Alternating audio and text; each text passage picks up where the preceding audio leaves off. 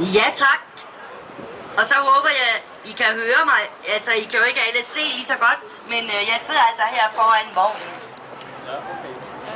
Jeg repræsenterer mennesker med fysiske handicap fra hele Danmark. Og i dag vil vi gerne minde politikerne om, hvad solidaritet betyder. Solidaritet, kære venner, betyder ikke, at vi, som har et handicap, skal have i pose og sæk.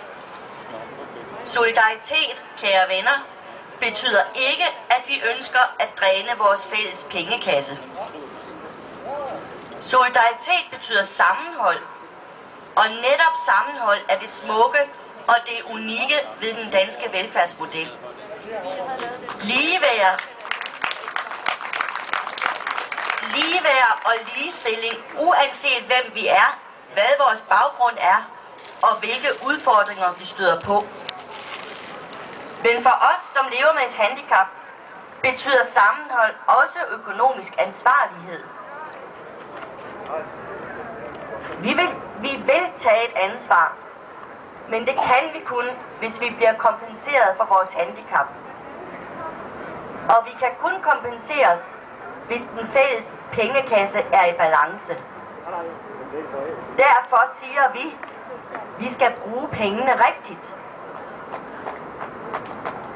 Og kære politikere, bruger I ikke pengene rigtigt, skubber I til tusindvis af mennesker i samfundet.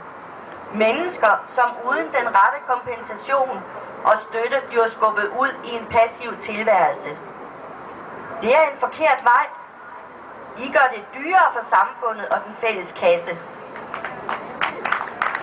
Må jeg minde jer om, at det har vi ikke råd til. Handicapområdet er et sårbart område og skal håndteres varsomt. Reformer på dette område bør laves med forsigtighed over lang tid og på baggrund af sikker viden. Tænker man sig om, går man forsigtigt til værks, og investerer man langsigtet, så kan man holde udgifterne under kontrol og samtidig skabe et liv for mennesker med handicap, hvor vi får mulighed for at give samfundet noget igen.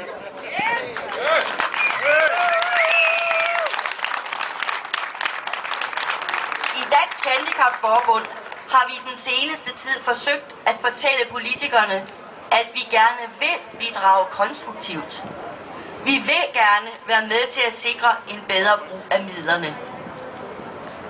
Desværre er der ikke interesse for at tale med os. Og værre bliver det, når vi kan dokumentere, at regeringen gennemfører reformer på baggrund af myter og urigtige påstande. Det gælder ikke mindst flexjobreformen, som er blevet solgt til den danske befolkning med beskæftigelsesministerens retoriske fordrejninger af virkeligheden.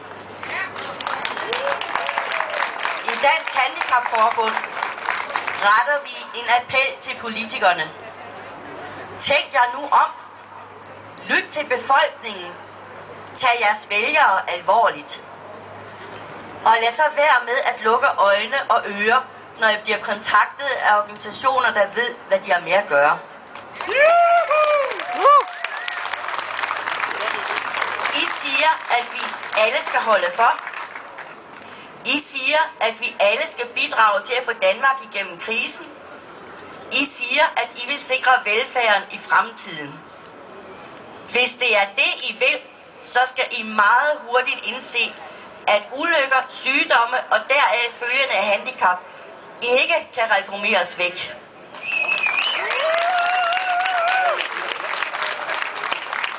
Når man lukker øjne og ører for realiteterne og gennemfører skrivebordsreformer uden at lytte til dem, der har fingre nede i mulden, så skaber man en kolossal regning for samfundet, og man giver mennesker med handicap et ringere liv. Så kære politikere, i Dansk Handicapforbund går vi konstruktivt til værks. Vi vil gerne bruge de fælles skattekroner bedst muligt. I er derfor nødt til at lukke os ind. Hvis I, kære politikere, vil udvise solidaritet med os, så kan jeg garantere, at vi vil gøre alt for at hjælpe Danmark, hvor vi kan. Husk, kære politikere, solidaritet betyder sammenhold og fællesskab. Lad os få sammenholdet og fællesskabet tilbage. Tak for ordet.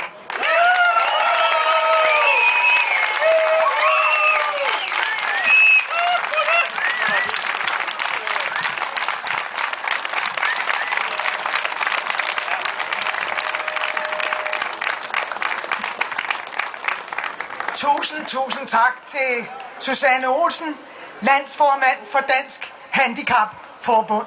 Hvor ville man dog ønske, at der var nogle ansvarlige politikere, der var til stede her på Anstændighedspladsen i dag, som hørte alle de gode ord, der blev sagt, alle de rigtige ord, alt det, som de glemmer, når de først kommer til fadet derinde, og pludselig har så travlt med at male deres egen magtmasserin kage. Det er ulideligt at se, hvordan de opfører sig. Der må